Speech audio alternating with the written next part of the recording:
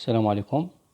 Alors, aujourd'hui, on va commencer la méthode d'Euler pour continuer ce qu'on a déjà vu pour la chute verticale dans un solide.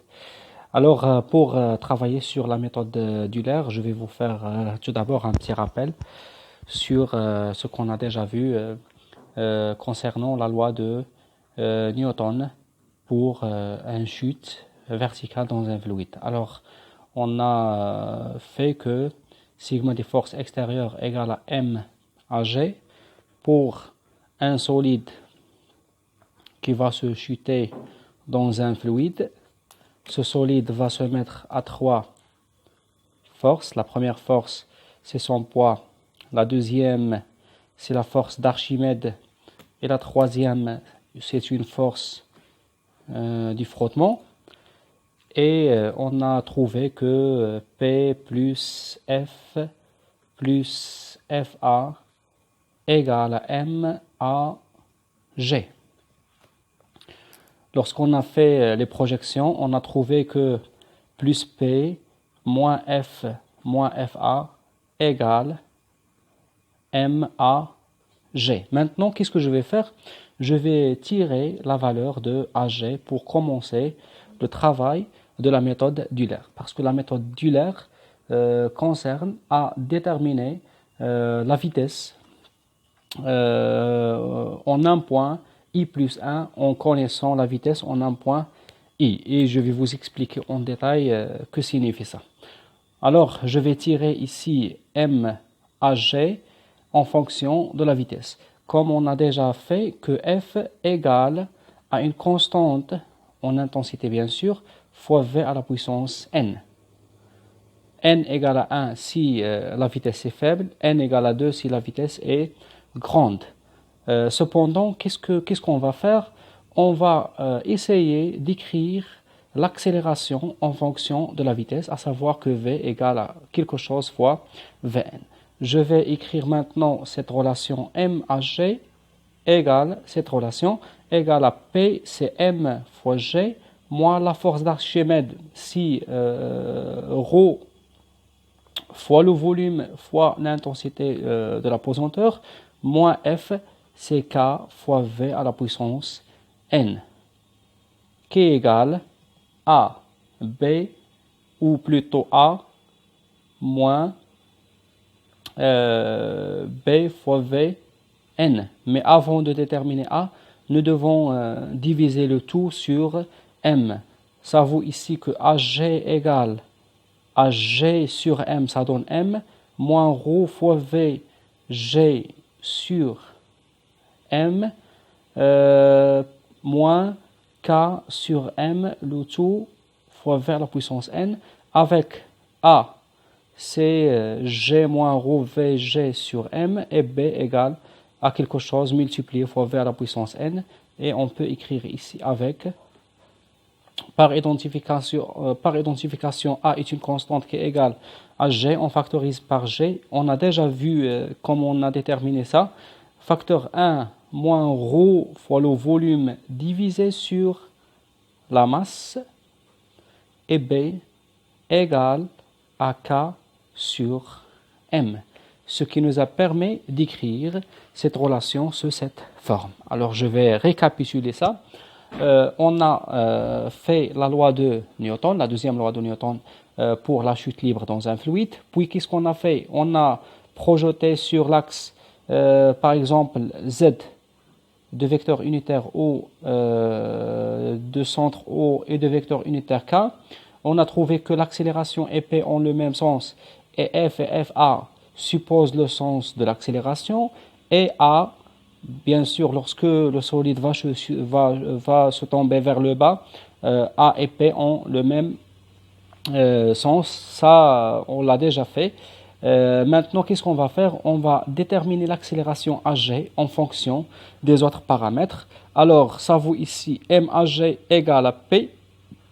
C'est quoi P? C'est M fois G moins F d'Archimède, c'est ρ fois le volume fois G, moins K fois V à la puissance N, avec N, c'est un nombre entier qui est égal à 1 si la vitesse est faible, égal à 2 si la vitesse est élevée.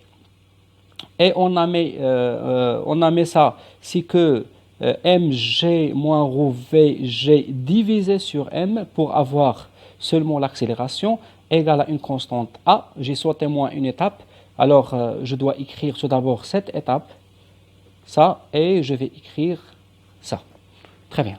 Alors m, en divisant le tout sur m, ça vous donne ici ag, mg divisé sur m, on va réduire m avec m, moins ρ vg divisé sur m, moins k sur m v à la puissance n, et je vais revenir à l'étape que je viens de sauter. Par identification, on va trouver que tout ça, on va le noter, par exemple a, moins quelque chose fois Vn, ce quelque chose c'est quoi? C'est une constante B. Et on va identifier A et B avec A égale à ça, G moins ρ Vg sur M, on constate que G en facteur, et B égale à K sur M. Et ça, c'est l'expression de l'accélération. Ce qui nous intéresse, c'est l'accélération A, G ou A. AG, je l'appelle par exemple AN, ou la AG, AN égale à A, avec A égale à ça, parce qu'on a mis tout d'abord tout à l'heure que A égale à G, c'est une constante G facteur 1 moins ρ sur V, c'est ça, moins B, c'est ça, K sur M. Vous pouvez le mettre A', B' ou quelque chose, c'est pas grave, hein. On met ça pour simplifier le calcul, hein. Alors, AN égale à A moins B fois la vitesse à la puissance n. Et à ce stade, on va commencer la méthode d'Euler. Alors, pour commencer la méthode d'Euler, qu'est-ce qu'il faut faire? Il faut tout d'abord établir l'équation différentielle que vérifier un solide lors d'une chute libre. On a déterminé AN égale à A, une constante, moins B, une constante, fois V à la puissance n.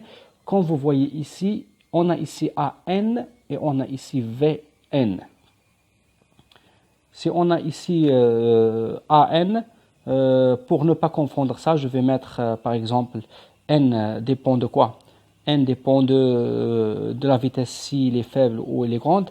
Je vais mettre ici AN', hein, et je vais mettre ici un petit n' ici pour ne pas confondre n' et n'. Ça, n' dépend de ça. Si je vais mettre par exemple A1, je vais avoir ici A moins B, V à la puissance n reste la même, et n' dépend de ça. Si je vais mettre ici 1, je vais mettre ici 1. Si je vais mettre ici 2, A2, je vais mettre A moins B, V, ce que je vais changer, non pas n ici, non pas n à la puissance, je vais changer n à l'indice, ici c'est 2. Et pour faciliter le calcul, qu'est-ce qu'on va faire? Comme on a déjà fait dans l'autre partie, je vais mettre n égale à 1 pour une vitesse faible,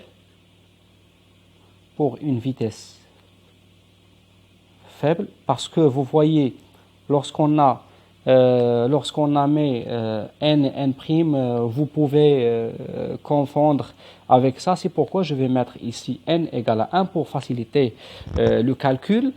Et on va avoir ici a n à la puissance n' égale à une constante a moins b v. Au lieu de n, je vais avoir ici un n'.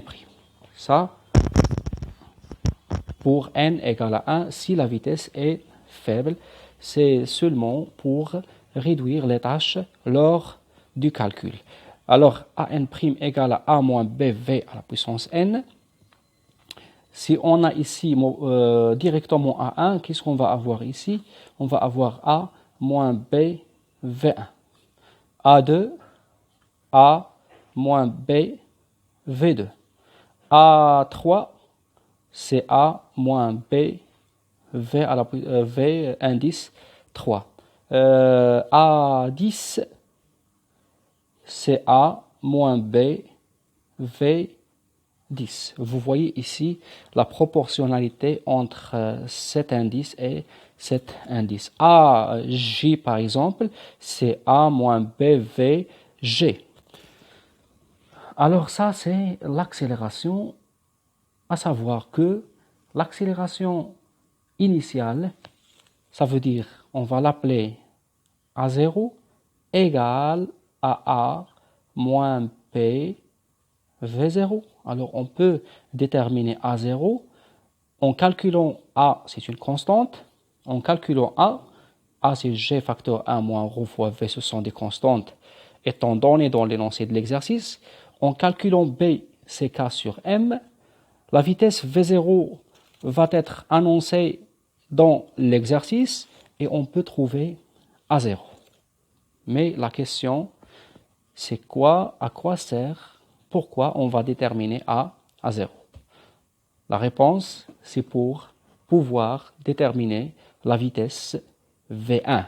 V1, ça veut dire dans la position, non pas dans la position 0, c'est dans la position V1. Et si on détermine la vitesse V1, on peut déterminer la vitesse V2. Si on détermine la vitesse V2, on peut déterminer la vitesse V3. Alors, pour déterminer la vitesse V1, il faut déterminer l'accélération en avance, c'est A0. Pour déterminer V2, il faut déterminer l'accélération A1. Comment ça? C'est que l'accélération en général, c'est la variation du vitesse. On va écrire, au lieu de la dérivée, c'est la variation de la vitesse en fonction du t. C'est d de v en fonction du t. Je vais mettre ici l'accélération 0 et je fais varier t entre deux instants. C'est v final. V final, par exemple, c'est v dans le pas qui suit A0 moins V initial, c'est V0 divisé sur delta T. Il faut faire attention avec ça. Si je vais mettre ici A0, je vais mettre ici V1 moins V0. Si je vais mettre ici par exemple A1, je vais mettre ici V2 moins V1. Ce 0 avec A0. V1 avec A1 sur delta T. Très bien. Je vais multiplier A0 fois delta T dans la première équation, dans la première relation, A0 fois delta T égale à V1 moins V0. Ce qui implique que V1 égale à A0 delta T plus V0. Très bien, c'est bon. Alors, bien sûr, pour mieux comprendre ça, qu'est-ce qu'on va faire? On va travailler sur des exercices qui nous donnent des applications directes sur ça, mais tout d'abord, il faut comprendre le principe. Puis, en travaillant sur les exercices, l'astuce va devenir très simple. Alors, V1 égale à A0 delta T plus V0. Vous voyez ici, si on peut déterminer A0, c'est déjà fait à partir de l'équation différentielle, parce que A est une fonction de V, et pour trouver V, il faut introduire la force du frottement, parce que la force du frottement seule, ici, qui dépend de V, les autres forces ne dépendent que de la masse, de la pesanteur, etc. Mais la force qui dépend de la vitesse, c'est quoi? C'est F minuscule, c'est la force du frottement. Alors ici, qu'est-ce qu'on a fait? On a trouvé V1 en fonction de A0 et V0. Alors pour déterminer V1, il faut déterminer A0, et A0, c'est égal à A moins BV 0. A et B sont des constantes. V0, c'est la vitesse initiale, va être énoncée dans l'exercice, va être donnée comme application numérique. Et on peut déterminer A0. Si on détermine A0, on peut déterminer V1. Très bien. Je vais récapituler ça pour mieux comprendre. Ce qu'il faut retenir, c'est que à partir de l'équation différentielle, vous allez tirer la valeur de A, l'accélération, égale à A moins B fois V. Si je vais mettre ici par exemple A0, je vais mettre ici 0. Si je vais mettre A1, je vais écrire A moins B fois V fois V1. Très bien, c'est bon. Alors, on peut déterminer maintenant l'accélération A0 en faisant une application numérique A moins B fois V0. Pour déterminer V1, qu'est-ce qu'il faut faire? il faut mettre la relation directement, c'est que V1 égale cette relation à A0 delta T plus V0. Si vous voulez, par exemple, déterminer V2, qu'est-ce qu'il faut mettre? V2, il faut faire attention, c'est V1 A0, le pas 1, le pas 0, le pas 2. Alors, je vais avoir ici A1, V1 A0, V2 A1 delta T plus V1. Si on veut déterminer la vitesse V3, qu'est-ce qu'il faut faire? Il faut tout simplement appliquer cette relation. C'est A2, avant 3, c'est quoi? C'est 2, delta T plus V2. Très bien. Ça, c'est A, c'est V3. Pour déterminer, en général, je vais écrire quoi? Je vais écrire ces deux relations. Ce sont des relations très intéressantes. Alors, c'est que A n égale à une constante A moins B V n. Pour ne pas confondre avec n de la vitesse faible au grande, je vais mettre ici AI, le pas, fois VI par exemple. VI c'est le pas. Et la vitesse VI plus 1, ça veut dire dans le pas, si on a ici 2, I égale à 1. 1 plus 1 égale à 2. Qu'est-ce qu'on va mettre ici? Si on a ici 2, on va mettre 1. C'est A fois I, parce que I plus 1 moins 1, c'est A fois I fois delta T plus V I. Alors, très bien, je vais récapituler ça pour mieux comprendre. Qu'est-ce qu'on va faire? Tout d'abord, il faut écrire la deuxième loi de Newton. Vous allez faire ça dans l'exercice. Vous allez faire ça dans l'exercice. Vous allez trouver, par exemple, la première question, en appliquant la deuxième loi de Newton, déterminer l'équation différentielle que vérifie la chute libre. Puis, qu'est-ce que vous allez faire? Vous allez écrire A en fonction de Vn, de la vitesse, selon la forme A moins quelque chose fois V, A moins B, par exemple, fois V. Très bien. Et puis, qu'est-ce que vous allez trouver? Vous allez déterminer une relation entre V et A. Ça, ce sont les étapes pour la méthode d'Euler, mais à vous de travailler directement sur quoi? Sur cette méthode en mettant AI égale à 1 moins BVI, VI plus 1 égale à اللي قبل منها اللي هي AI delta T plus VI. D'accord? إذا هنايا إلا كانت عندنا هنا A1 égale à A moins BV1, je vais par exemple faire un exemple. A0 égale à A moins B V0.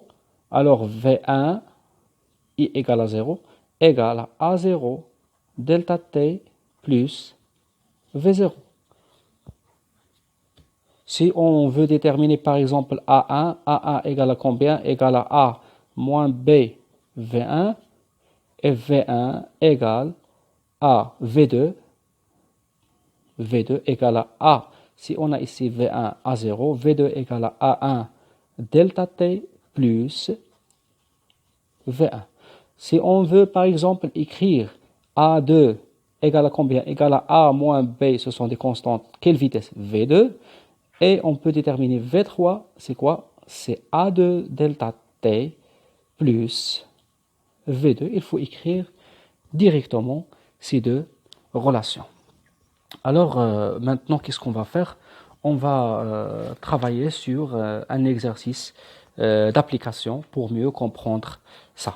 Alors l'exercice d'application, c'est ici.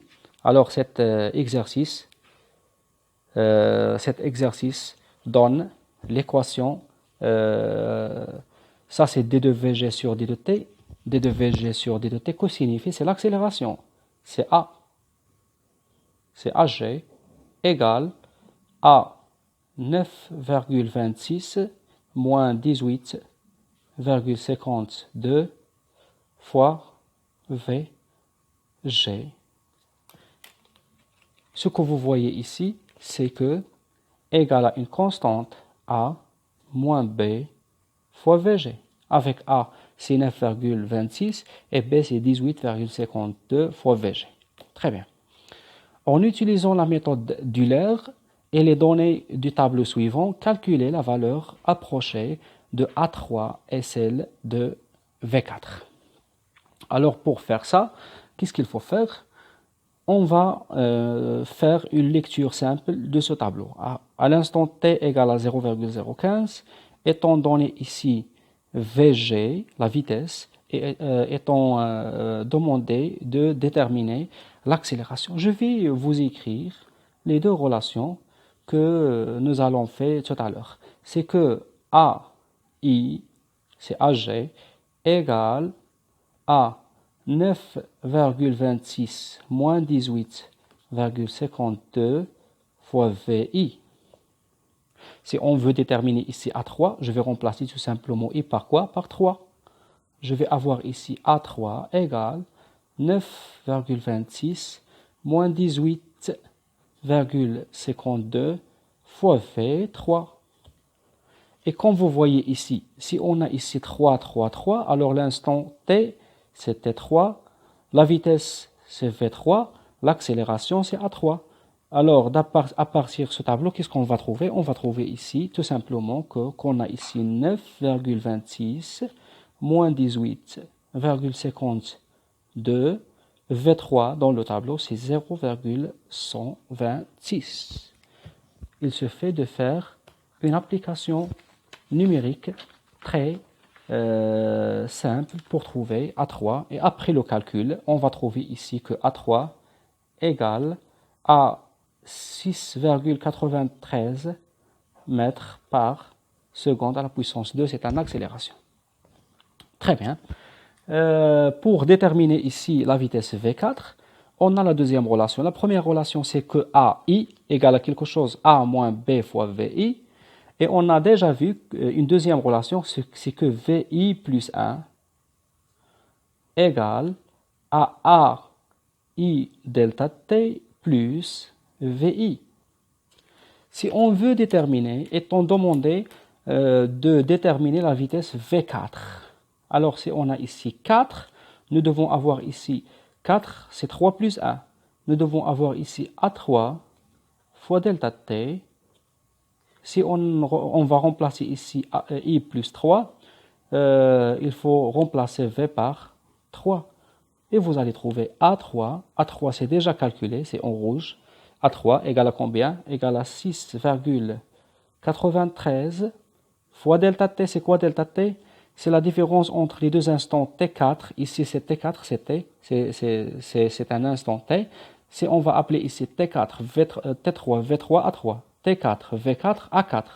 Alors, delta T, c'est quoi? C'est T final moins T initial. C'est T4 moins, c'est T4, les 0,02 moins 0,015. Plus V3. V3, c'est déjà énoncé dans le tableau, c'est 0,126. Ça vous donne ici V4. Application numérique 0,16 161 mètres par seconde. Très bien. Alors, pour déterminer la méthode d'Euler, qu'est-ce qu'il faut faire? Il faut suivre les instructions de l'exercice parce que l'exercice nous a imposé de faire ça. Soit, d'une autre part, vous allez trouver directement l'expression de A et B en fonction de VG. Si on n'a pas, étant pas donné cette expression, ça c'est l'équation différentielle, on peut tirer D de VG sur D de T égale à A moins 1 sur taux VG pour retomber à cette relation. Et qui va être écrit sous sa forme générale A moins B fois G avec A. C'est une constante, c'est 9,26 moins 18,52, c'est B. À savoir que si on a ici AI égale à A moins quelque chose fois VI, il faut faire attention avec les indices II. A2 V2, A3, V3, A4, V4, A5, V5. Il faut faire attention. Très bien. Alors, étant demandé de déterminer A3, si on va lire le tableau horizontalement, qu'est-ce qu'on va lire? On va lire que ici, l'instant T3, la vitesse V3, l'accélération A3, parce que ici A3, c'est comme une adresse pour déterminer, pour faire la lecture horizontale. A3, V3, T3. Très bien. Si on veut déterminer A3, qu'est-ce qu'il faut faire? Il faut remplacer AI par 3. A3 égale à quelque chose, moins 18, quelque chose fois V3. A3, ce sont des constantes, moins V3. Il faut faire attention à cette proportionnalité. Avec V3 dans le tableau, ici c'est la vitesse et ici c'est l'accélération. Si on veut tirer la valeur de V3, on va tirer la valeur de 0,126. Très bien, et je vais faire une application numérique à remplacer V3 par son expression, ce qui donne une application numérique A3 égale à ça. Très bien. Maintenant, on demande de calculer, ou là étant demandé de calculer la vitesse V4, on va lire le tableau horizontalement. Ça c'était T4, V4 et A4.